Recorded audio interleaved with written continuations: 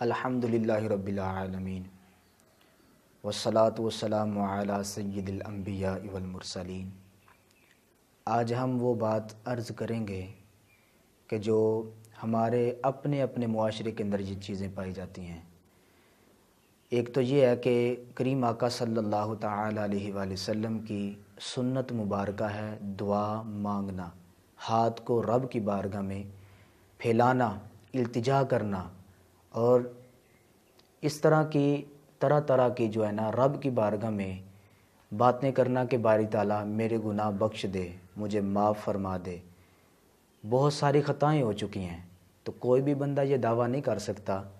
کہ میں ہر خطا سے پاک ہوں۔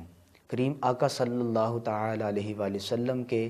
انداز اگر پڑھے جائیں، سیرت پڑھی جائے، مطالعہ کیا جائے، تو یوں ہی ملتا ہے کہ حضور علیہ السلام نے 3 انداز کے ساتھ دعا مانگی ہے۔ اس میں علماء نے نقل کیا ہے کہ نمبر 1 کے سامنے حضور علیہ السلام اس طرح ہاتھ کو پھیلایا کرتے تھے، اور ایک مرتبہ کا یوں ملتا ہے کہ آپ نے یہاں تک اپنے چہرے کے سامنے تک ہاتھ جو ہے نا اس طرح رب کی بارگاہ میں پھیلائے، عرض کی، اور ایک مرتبہ کا تو یہاں تک ملتا ہے کہ حضور علیہ السلام نے اپنے سر سے بھی اوپر تک اپنے ہاتھوں کو بلند فرمایا، اور آپ کے بغلوں سے روشنائی سفیدی نظر آتی تھی، یعنی اتنے بلند آپ نے ہاتھ فرمائے تھے کہ رب تعالیٰ کی بارگاہ سے اگر بندے نے مانگنا ہو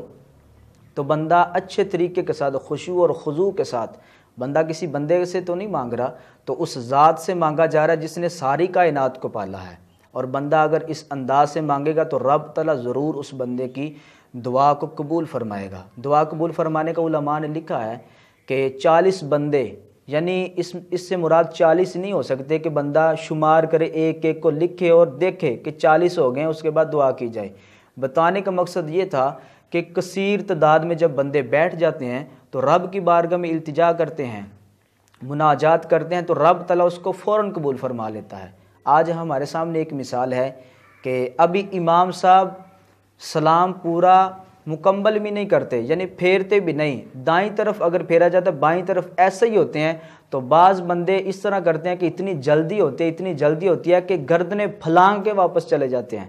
حالانکہ گردنیں پھلانگ کے واپس جانے کو اور آگے والی صف میں آنے کو بھی منع فرمایا گیا ہے۔